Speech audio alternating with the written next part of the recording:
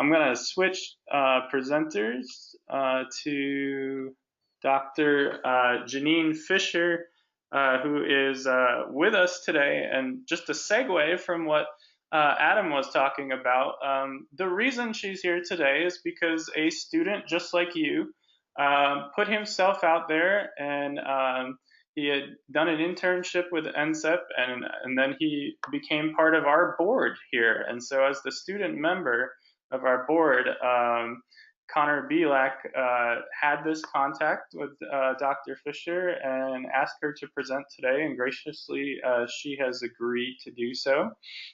And so there you can see right there that how someone like you sitting there right now, just like he is, can have an impact if you put yourself out there. Dr. Fisher, just going through a short bio here to know who you're speaking with. She has a PhD in atmospheric and space science and a Master of Public Policy from the University of Michigan, and also a BA in Planetary and Space Sciences from Boston University. She worked in the AMS policy program. She was an NWS Senior Advisor for Space Weather, and now she is the Executive Officer of the National Centers for Environmental Prediction, which is part of NOAA and part of the Weather Service. So a lot of things that she's responsible for. I will unmute her and give her the floor. Thank you, Dr. Fisher. Okay, thank you, Ryan. I wasn't expecting that full bio, but I appreciate it. You can hear me fine, right? Yes, you sound great. Okay, wonderful. Okay, yeah, and thank you for also calling out Connor. He's in the picture on the right-hand side. You heard some really great advice today for the students. I'm going to take some of that and use that, incorporate into the information we give our students here. Today, I'm happy to discuss the NCEP internship program. NCEP is the National Centers for Environmental Prediction. We started an internship program 2 years ago. I'm also going to talk a little bit about some of the other NOAA programs. I've seen them mentioned, throughout the webinar today as well, which is great. What I want to do is I want to stress how important it is to gain experience through internships, because you're going to put this on your resume. This is what's going to give you the edge when you apply for jobs. And to just give you an example, in our first year from 2017, and again, I should mention, we've always had students here, but we created a formal program. We wanted something organized where we could provide mentoring to the students as well. And so from our first year in 2017, we actually hired 4 students, 2 as contractors, 1 as a pathway student, and 1 just came in as a meteorologist intern. So you can see the advantage of doing internships, having experiences within Weather Service that will give you an edge. And overall, all the students use this experience to help guide their careers, whether it was continuing in grad school or then applying for additional jobs. So many of you are probably very familiar with the National Hurricane Center or the Storm Prediction Center, but you may not know what NCEP is. NCEP basically it's a collection of the 9 national centers, which are listed here. In general, we provide foundation for a national level weather service models, forecasts, and products. We're part of the field like the regions. We work with the WFOs, the River Forecast Centers, the National Water Center, the Central Weather Service units.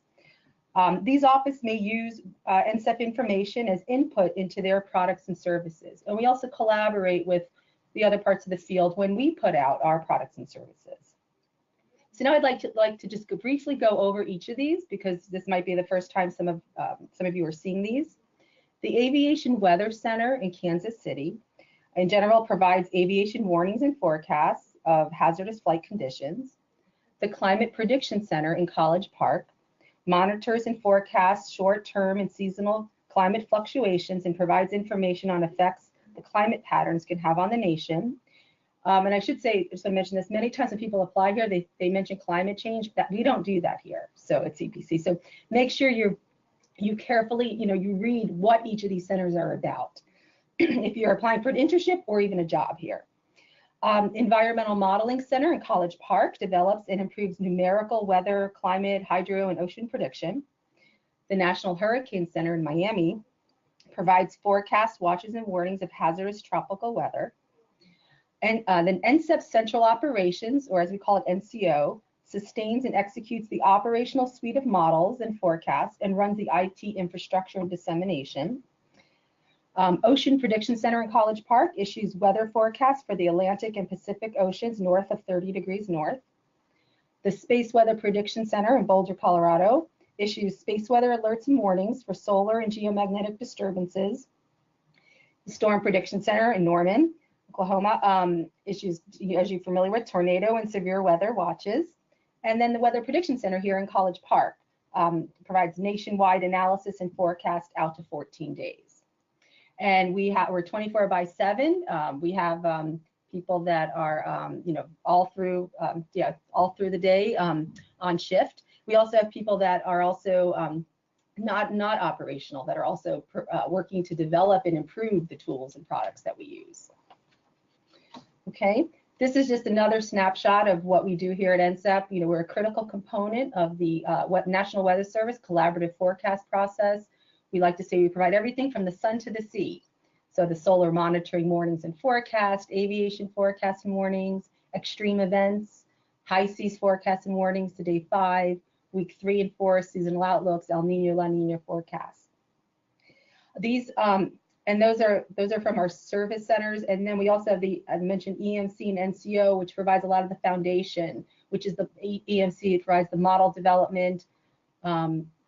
And NCO provides, we run the supercomputers, the workstation, and network operations. So now let's talk about the internship program. As I mentioned, we started this program 2 years ago, and now we're gearing up for a third, so we're learning lessons each year. We offer up to 10 paid summer internships, undergrad or graduate, at our 5 centers in College Park: CPC, EMC, NCO, WPC, OPC. It's a 10-week program. I try to model this after the NSF REU program, so they seem to work really well. And so we start usually first week in June and then end second week in August. Each student will have a mentor.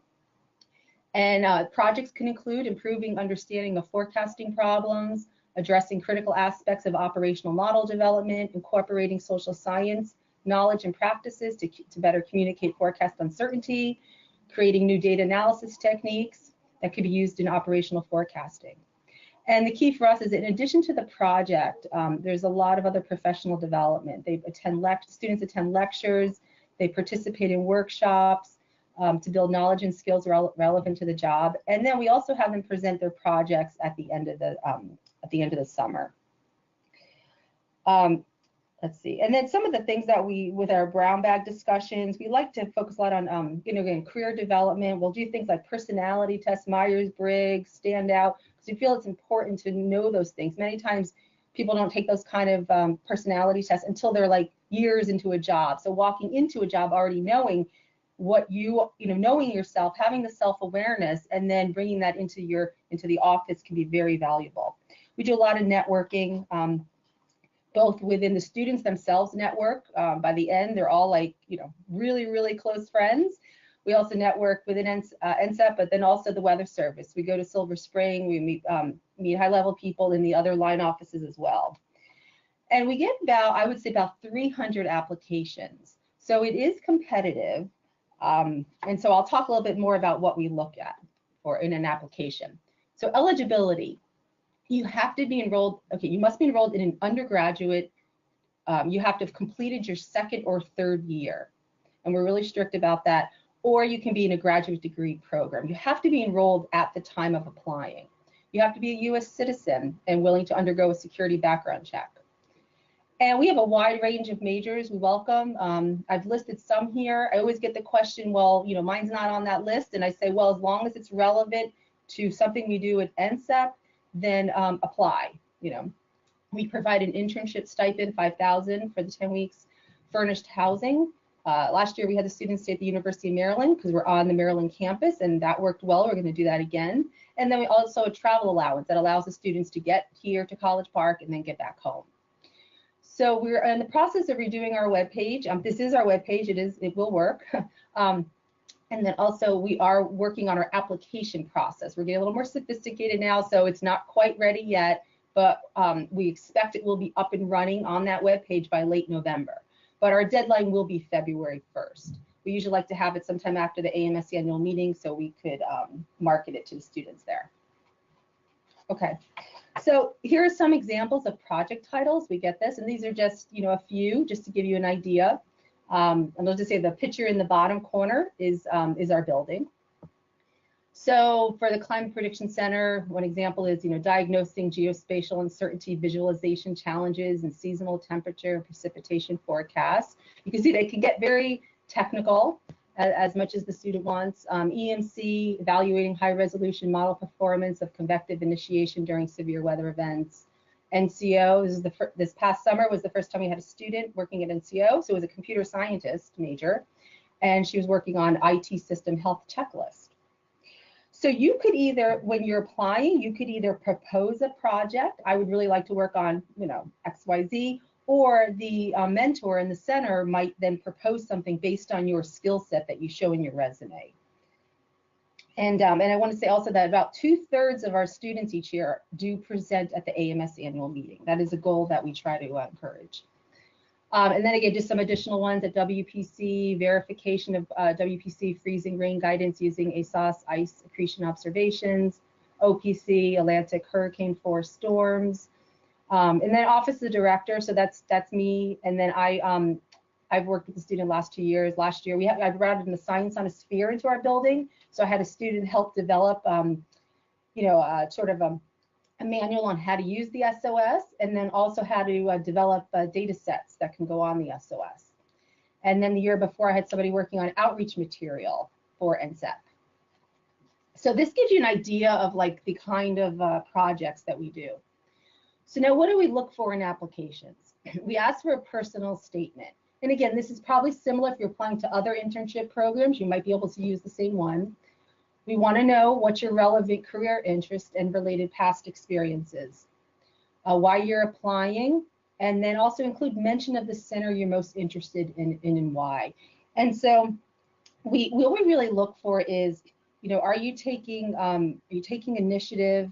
Are you, it's interesting, a lot of the essays start with, I've always, you know, since a kid, I've always wanted to study the weather, be a meteorologist. They all, like 90% start like that. So you're going to have to find a way to differentiate yourself and, you know, give that hook that we're going to be like, oh, okay, we're really interested in, you know, in this.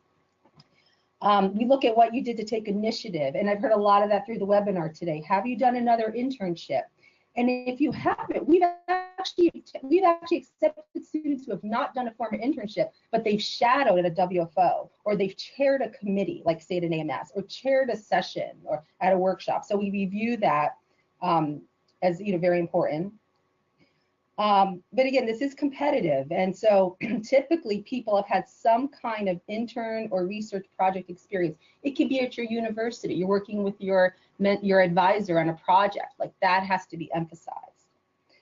And then although you might express interest in a particular center, know that we also review it, because you may not realize what all the centers do. So I will then give it to the other centers to review as well. So regarding your CV or resume, you must proofread it, just like you'd apply anywhere. And we don't want to see any spelling or formatting issues, because that's a reflection on you. You want to show, again, you've had some, so you want to show you have some experience in NCEPs. A lot of people will write in, will apply, and they have no clue what we do. Like, you're not going to be considered at all. Like, go look at the webpage, go look at the products, say you've used our products somehow. I mean, that's what's going to make you stand out. And then also we do look at programming experience, because that's a lot of what the students might do. I mean, some of them might do more social science or some other analysis, but Python is a really big programming language we use here. Some of the other centers use C# scripting, Genpack, even some Fortran. You should have some familiarity, let's say, with Python. You don't have to be an expert in it, because what we like to do in the summer is to help you improve your Python experience, or other coding as well. So, okay, and continuing on, we have 2 letters of recommendation. So ask someone who knows you very well that can describe your strengths and how this internship would greatly benefit you. And transcript, make sure you've taken the relevant coursework. We actually do, we don't focus so much on grades as much as what was the coursework. When we see like in freshman year, students just take a bunch of fun classes, which fine, great. It's not like, that's not what we are looking for here at NCEP. Like, we want to see that you're already committed to meteorology. You've already taken the classes. You're starting to take the classes of your major. And then also following up with the references to make sure they actually submitted to us. And I just put here some quotes. I mean, we do a lot of evaluations at the end, like, what did you learn? What did you like? What could we improve? And just shows you what some of our students, what they reported back they learned the most, the forecasting techniques, the models, the different programming languages, how to build a network, professional development, how to communicate with others. You know, realizing that, I mean, one of the things I'm always interested in hearing is that people are so surprised how helpful people are here. I don't know what they were expecting, but they find they have this view of government, and then they come here and they realize, wow, everyone's like willing to work with me. So we're really proud of that. So now I'm going to switch a little bit. If you're a graduate student, let's say you're already, and you're like, well, I don't want to do an internship. This is something I just want to mention. We run a visiting scientist program. It's for professionals, but it's also for grad students. If you're working on your thesis, you can receive funding. So it'd be travel and local living costs to come to one of our 9 centers. It's not just College Park. We have UCAR administer it for us. This is the URL. I also run this program, so if you have any questions, feel free to follow up with me. And now I want to talk about some other NOAA student opportunities.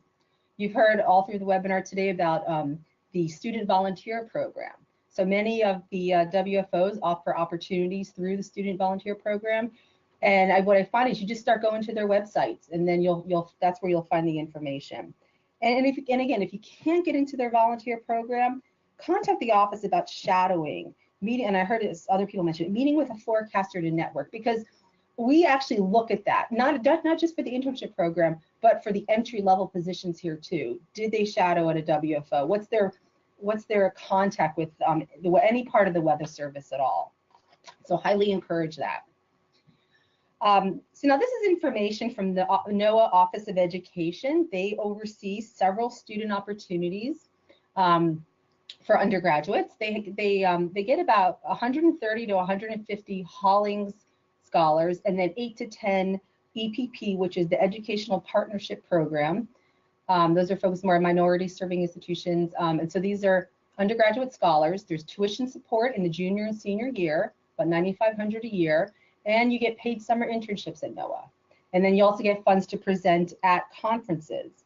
This is a really great program. Look into it if you're eligible. We also at NCEP will have Hollings and EPP students, and I know they're also placed at other locations in the Weather Service. So a little bit more about these undergraduate scholarships. Current sophomores can apply between September 1st and January 31st. You must be a U.S. citizen or a U.S. national if you're applying for EPP. You have to be enrolled in a no emission field. You need a GPA of 3.0 for Hollings and 3.2 for EPP. I already mentioned the EPP scholars are a minority serving institution, and it's just you can do one online application for both programs, and then you need your transcripts, your essay, and your 2 references. Again, a little bit more about the EPP program. I'll just point out the one that's most relevant to Weather Service is the one at Howard University, the Atmospheric Sciences and Meteorology, and they also work with other universities as well. Okay.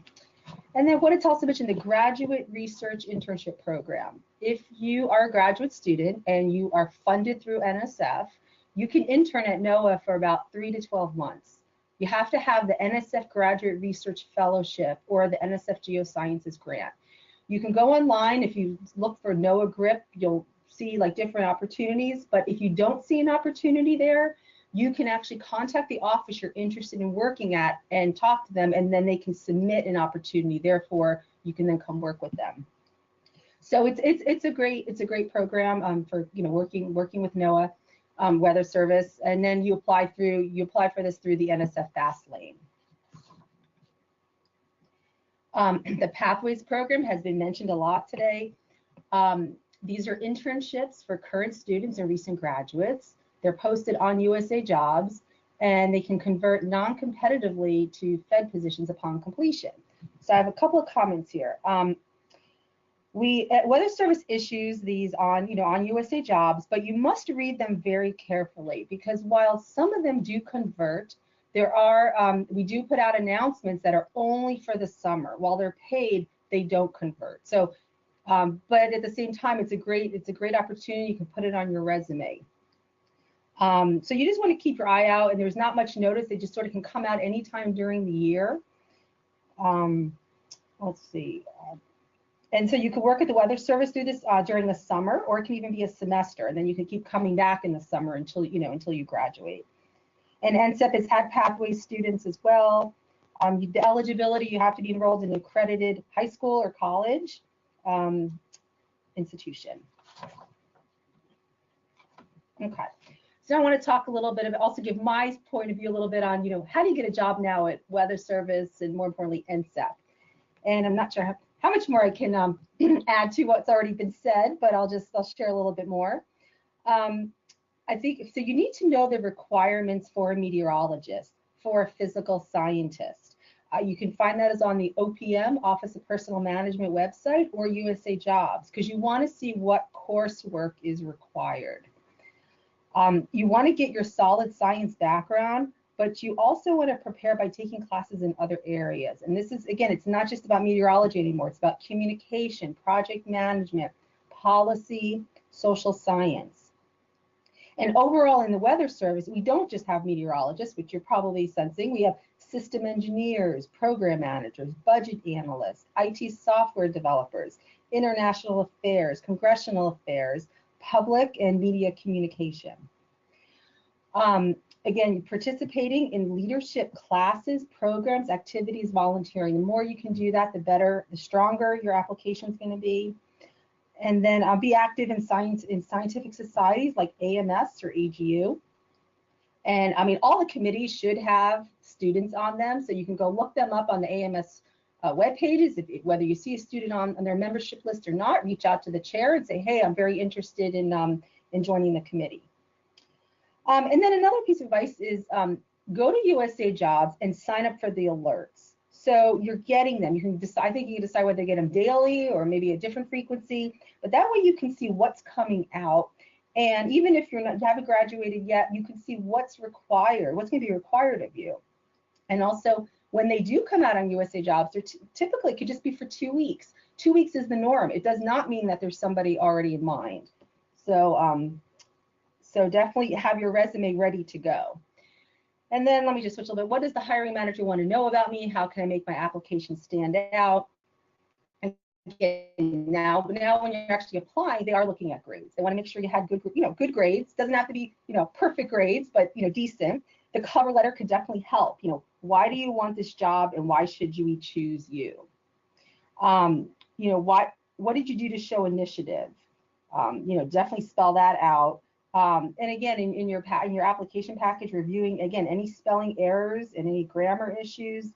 Highly recommend having somebody review your resume. I find many times with students, they bring it to their university career centers and they provide some good advice, but it may not be practical for the Weather Service. So if you know someone in the Weather Service, someone in the meteorology field, ask them to review your application.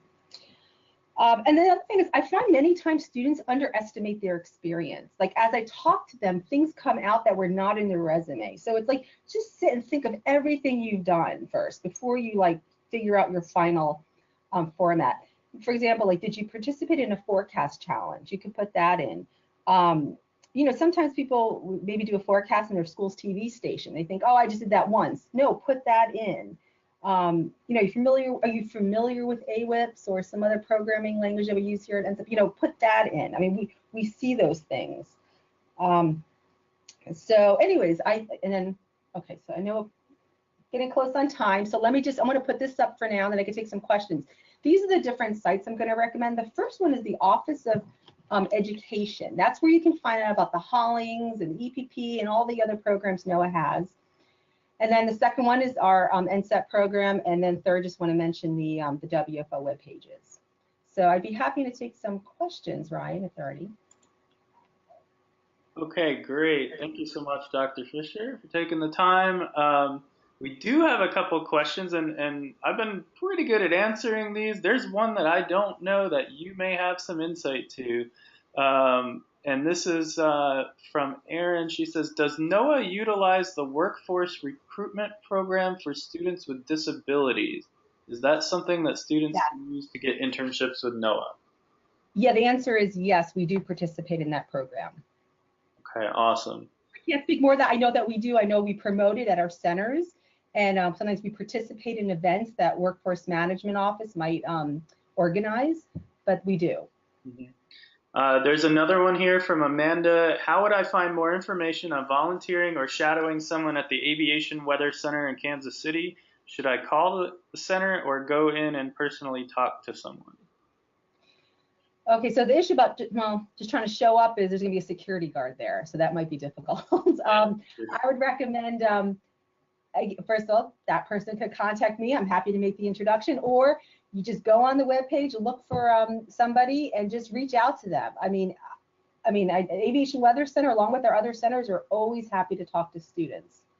Yeah, and I can also, Amanda, if you get in touch with me as well, and this is how, you know, coming to stuff like this, you make some contacts, right? I actually mentored somebody that works for the Aviation Weather Center now, and I know that that person would be more than happy to talk to you as well. So, you know, it just shows you that building that network and just putting yourself out there, asking the questions, you don't get there unless you ask. And so, you know, that's just one example. I also put a plug in for our student internship program.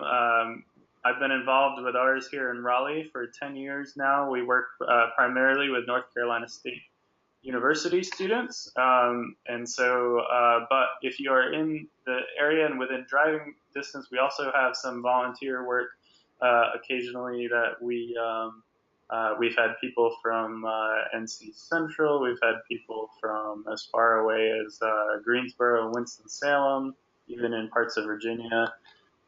So my advice is if you're looking for stuff and you're not within driving distance of Washington, D.C., you know, and there's other stuff out there, definitely make those contacts with your local office. Let's see, here's another question. In terms of the internships, is there generally a preference for juniors over sophomores when considering all of the applicants, or is that usually not a factor? I would say between sophomores and juniors, it's really not a factor because sometimes people get more experience earlier on. We just know at freshman level, they probably didn't gain enough experience. And then we feel by senior level, they probably should be looking for a job. So that's why we don't, that's why we sort of focus on the sophomore, junior level. Great. I don't see any more questions. Again, everybody, if you've been here from the start, thank you so much for sticking it out through the whole thing. You've got a treasure trove of information here to call on. I just want to make an announcement that I've had several questions that, yes, this has been recorded. I plan on cutting this up into the individual talks, and if my Final Cut Pro skills are what I think they are, I should be able to do that and then take some of the relevant questions and put them with the specific talks. So, but there'll probably be one huge file as well if you want all the talks. That may take me a couple of weeks to get together, but everybody who had their email address and registered for this will get an email when we figure out where those are going to be housed.